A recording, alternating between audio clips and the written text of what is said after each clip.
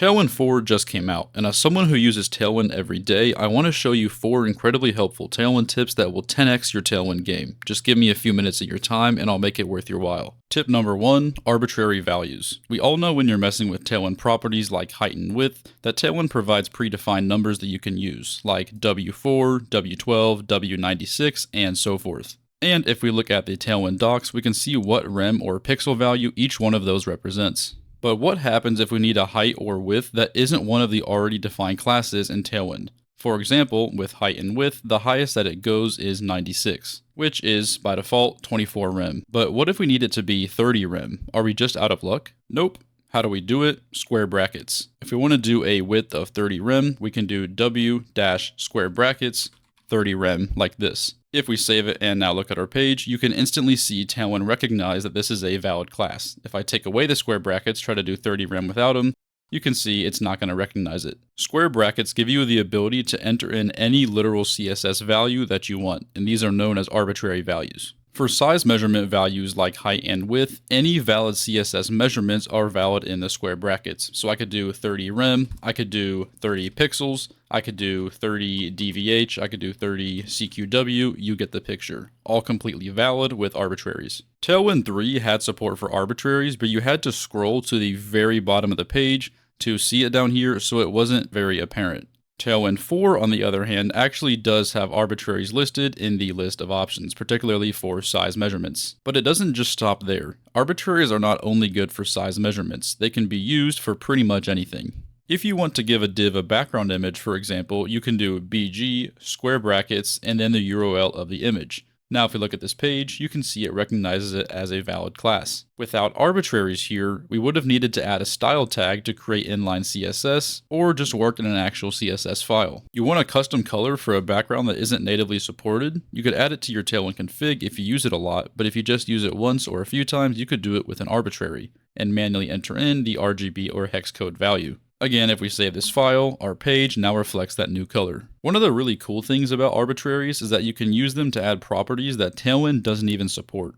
For example, Tailwind does not support a border image property like vanilla CSS does, but with arbitraries you can still do a border image in Tailwind. I can write straight up CSS inside square brackets, so for a border image I could do something like border-image, make a URL, and do the same image I was using earlier, save this, and this is actually a very valid class, despite the fact that Tailwind doesn't even support border image. And I could actually do this with any property. I could take this away, I could just do display flex just like this, and that would behave the exact same way as just adding the keyword flex like this. However, because this way of writing it is more verbose, I only ever use arbitraries like this if Tailwind doesn't support it like we did with border image. Otherwise, we might as well just use flex. However, if you do use arbitraries like this, you just have to be cautious about one major thing.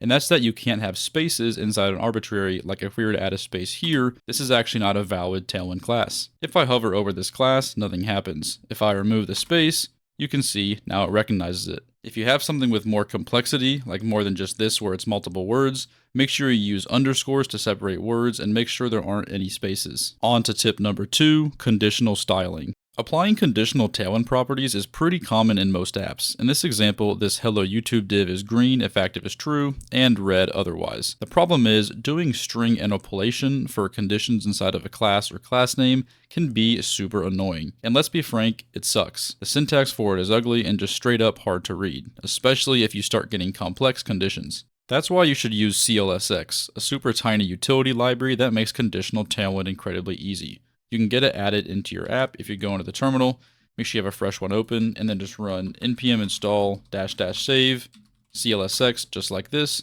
and once you've done that, you're good to go. Once you have it, here's how you use it. In your class name, just call this CLSX function and put your Tailwind classes inside of here. So we'll take all this stuff here, and let's just move all of this. We'll just cut it, paste it right into here, and let's get rid of this template string now because we don't need it anymore. And we'll also get rid of this one as well and condense this down into one line. You want to make sure anything not part of a condition is wrapped in quotes like regular Tailwind classes. Now when it comes to our condition, let's say we want this exact same ternary right here that we already have with the exact same logic. With CLSX, I can get rid of this string interpolation garbage right here by just removing this, remove this bracket as well here, And instead of doing string interpolation with a template string and an expression and all that stuff, all we got to do is separate it with a comma, just like this. Now if I go ahead and save it, and I go over here and I start toggling, you can see it behaves in the exact same way as before. If BG green was always the default, a shorthand way of writing this would be to just take this BG green 500 right here, and we could just take this, move it into the default here, and then our condition, we could remove all this stuff, do a double ampersand, double ampersand, and then checked if not active, then do BG red 500. Go ahead and save this, and you can see it does do the exact same thing, but it's a bit of a cleaner way of writing it. One of the amazing things about CLSX is that not only does it look way cleaner than string interpolation, but we can add as many conditions as we want and it still looks clean and nice. For example, I have this active condition right here, but let's say I have another condition I want to add that's just called child. Let's say I want the font of this text to be bold if child is true. Super easy. I can go over here, add another comma, and I can say, okay, if child is true, then I want to add the class font bold. Go ahead and save it, and it'll do the exact same thing. Child defaults to false, so if we do false here, checking for that, you can see now the text is bolded.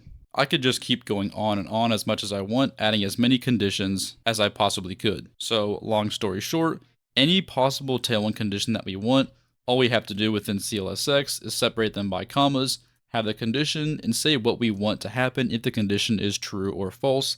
And it's really that simple. So boom, we've just made conditional styling super simple and efficient and saved ourselves from a headache doing string interpolation. Tip number 3, how to tell if a Tailwind class is valid plus Intellisense. Sometimes when you're using Tailwind, you might add a utility and then see nothing happen on your app and think to yourself, why isn't this doing anything? At this point in the video, you've seen me a couple of times hover over one of the classes and get this pop up here. VS Code gives a little snippet of what this utility translates to in CSS. This is a fantastic way to tell if a Tailwind class is valid in your code. If you hover it and you get this highlighted information like I am right here, Tailwind recognizes it as a valid class. If I add another class, for instance, called BG color blue, and I try and hover this, and I don't get any highlighted information like I do when I hover over the width, that means this utility is not supported in Tailwind. You either have a typo or you're trying to make a utility that doesn't exist. In our case, BG color blue doesn't actually exist. It's not a real Tailwind utility. The extension that allows this in VS Code is Tailwind CSS Intellisense from Tailwind Labs. This extension gives VS Code context as to what Tailwind is, so it'll be intelligently able to identify when Tailwind code is legit or not. All you have to do is install it, and assuming you have Tailwind in your project, it just works out of the box. Aside from getting just the hover behavior, it also provides another extremely useful tool. If I'm writing, for example, a height utility, and I do h dash, and I'm not sure what values Tailwind supports, I don't need to look at the docs. It's all right here in the IntelliSense right here. I could scroll down, and I could see any possible value that Tailwind supports here. If I get out of this for some reason and it doesn't pop up for me, I can always do Control Space on your keyboard, and that will reopen this menu. Lastly, another nice thing this will do is highlight duplicate styles. I already have this with 96 on here, so if I try and add, for example, with 48, it's going to give me a highlight saying that W48 applies the same CSS properties as W96. So it's nice, and it avoids us doing redundant styles on the same div. Now onto tip number 4, CSS variables and arbitrary calculations. If you're familiar with CSS, you know that sometimes we want to create and use variables, not JavaScript variables, but CSS variables. In older versions of Tailwind, meaning before version 3, if you wanted to use CSS variables, you either had to put it in the Tailwind config or define them on your own inside an actual CSS file. But with what we just learned with arbitraries, with tip 1, we no longer have to do that. We can actually make and use CSS variables directly inside of our class name using square brackets. For example, I can make a CSS variable just called container gap by writing the square brackets and then dash dash container dash gap, just like this. And then we can enter in any value we want, just like before. So we will say 15 pixels. Now, if we hover this, we can see that we have a CSS variable called container gap that has a value of 15 pixels. Now, if we wanted to use this variable somewhere else, for example, in this child div of it, that is mapping out a couple of these little blue squares, I can go in here and I can just write gap. I can say var, and here's where we can pass in container gap, just like this, leveraging what we've already learned about arbitrary values. Now, if I save it, you can see these squares get nice and spread out. Now this gap is dynamic and tied to the CSS variable container gap. If I start modifying the container gap with some other values, for example, I change this to 20 pixels, you can see it's going to change. I can do 50 pixels, and you can see it's going to change even more. No matter what we do, this gap will adjust to the proper value based on the CSS variable that we're changing. One super important thing you need to keep in mind, CSS variables are scoped very similarly to how JavaScript variables are scoped. Meaning if I define this container gap in this div right here, I can only use the container gap on that div or ones that are children of it, meaning these divs down here. What I cannot do is use it on siblings of this div or on parents. For example, if I swap these around here, where this top div is the one actually using it, and then this bottom one is the one where it's actually defined, this is not going to work, and it's not actually going to do anything because we're defining it down here, and by the time it's gotten defined, this doesn't even know what it is, so this doesn't actually compute to anything. So essentially, we need to make sure that it's always scoped, just like how we would scope normal variables, where we have the variable declared at the highest level possible that we want, and then when we're going to use it, it has to be either in that div or in a child of that div. These variables in Tailwind become super useful if container gap, for instance, is going to be used in more spots than just this one. Because if we're using this 15 pixel value in a bunch of spots, it's hard to keep track of and scale. Putting it in a variable is much more efficient, and thanks to arbitraries, we can do it with Tailwind. You can even leverage these variables with Tailwind prefixes. For example, let's say we like this 15 pixel number for this variable right here, but at the LG breakpoint, we want it to be something else. What we can say for that is just LG. We can take this code right here, just copy it, paste it right here.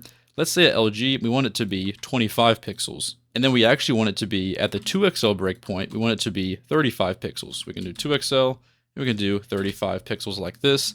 Now this variable has become responsive. Our container gap variable is now going to be dynamic based on the size of the viewport, and everywhere that uses this variable, like this gap right here, is going to dynamically adjust when we shrink or grow the screen size. And we could of course do this with other prefixes like hover and focus. So let's say I want this CSS variable of the container gap to be 30 pixels whenever I hover the element. I'll just go here, I'll replace the 2XL. I'll just say hover, and then instead of 35, we'll just say this is 30 pixels. Go ahead and save it. Now if I go over here, you can see as I hover it, the gap is changing. Super cool, right? Well, it doesn't stop there. One of the main use cases of Tailwind CSS variables is doing arbitrary calculations using those variables. Let's imagine a scenario where we have a page that looks something like this. The content I'm about to work on implementing should go inside this white space here, or I should say this gray space. However, most side navbars and headers, like the ones we have on this page, exist as fixed or absolute elements that exist outside of the normal DOM flow. Meaning without any extra styling of any sort, if I were to try and add content to this gray space here, it might look really bad or odd because it's going to be hidden behind the side nav and the header over here, which are taking up space on the screen, but again are not part of the DOM flow. So what's the solution to creating content in this gray space in here where we take into account the height of the header and the width of the side nav? The solution is to first create CSS variables in Tailwind for both the side nav and the header. In this app component that we have right here, we have this root div right here. Inside of it, we have the header, which is the orange div right here, sidebar, which is the green div, and then this div right here that is empty is going to be what is filling in the gray space. On our root div, that being this one, let's actually make a CSS variable for first we'll do the header height. So we'll say class name, quotes, square brackets, and let's just call it, we'll say dash dash header dash height, and let's set it to whatever the height currently is, which if you're going here is 24, which we can see is 6 rem. So we'll go in here, and we'll say this is equal to 6 rem. And I will do the exact same thing for the sidebar width. So I'll make another one right here, another variable. We're going to call it dash dash sidebar dash width. And again, we'll check how big this currently is. You can see it is width of 48, which is 12 rem. So we'll just say 12 rem for the sidebar width, and then go ahead and save that. The reason we're defining the variables up here in this root div and not in the side nav and header components themselves is because of scoping. I am doing this here so that the dashboard component, which I'm saying is this div, can access the variables. So now in our header, instead of this being h24, this is going to be h of var header height. Go ahead and save that. And then this is going to be a width of var sidebar width. And now the width of the sidebar and the height of the header are going to be reactive to whatever these variables that are defined in this root div are. Now here is where the magic happens. In this div right here, our dashboard div, we can now use the sidebar width and header height variables to figure out where this should be positioned. Just so you can see the changes that we're making actively, let's give this div a class name of, we're going to say border 2, border red 500, and we're going to make size full and go ahead and save it so that this div hopefully now shows up on the page. And just so this size full behaves nicely, let's actually go on the root div. I'm going to give it a, we'll say height of 100 dvh and then width of 100 dvw. That way this inherits the size of its parents. So we'll do that. You can kind of see on the edge of the page here, there's these red lines where the right and bottom border of this div are sticking out. I'll actually make this a bit bigger so you can see it better. We'll do border 8. So you can see this red div is sticking out on both the right and bottom sides, but you can't see the rest of it because it is blocked on the left and the top by the sidebar and the header. So let's fix that. What we can do to fix the left side of this div is to first give it a left margin. I'm going to zoom out so it's a bit easier to see some of these classes here. So I'm going to zoom out. I'm going to give it a left margin right here. I'm going to say ml dash, and now we're going to use the sidebar width variable. So I'll do square brackets, var dash dash sidebar dash width, just like this. And now if I save it, you can see it has been pushed to this spot on the page. We can follow this exact same logic for getting the header offset too by doing a top margin. So we can do mt, and we'll do this exact same thing. We'll say var, and we will use the header height variable, just like this. And now if we save it, you can see this red line is now visible here, indicating we've pushed this div down by the height of the header. The only issue now is that because we use margins for both the top and the left, we've actually pushed both the right and the bottom part of this div off the page, and you have to scroll in order to see it. What needs to happen is we need to set the width and height of this gray space here to accurately reflect how much gray space or white space there actually is. So how do we actually do that? By doing an arbitrary calculation. So what we could do, instead of doing sizeful here, let's actually remove this and let's split out the width and the height separately. And we'll start with the width first. So we'll say for the width of this gray space or white space area, we're going to do wish dash, and then we're going to have square brackets. And here's what we're going to do. We're going to make this a calc statement. So we're going to say calc, and inside here, we're going to do a calculation using our variables. Let's logically think about what needs to go inside this calc for the width. Well, let's start off with doing 100 dvw, which is essentially what we were doing before with the size full. So this means 100% of the viewport width. So right now it would be this gray area, including this green area. So to get rid of that, we can just subtract that, which luckily we have stored in a variable. So we can say it's going to be 100 dvw minus the variable sidebar width.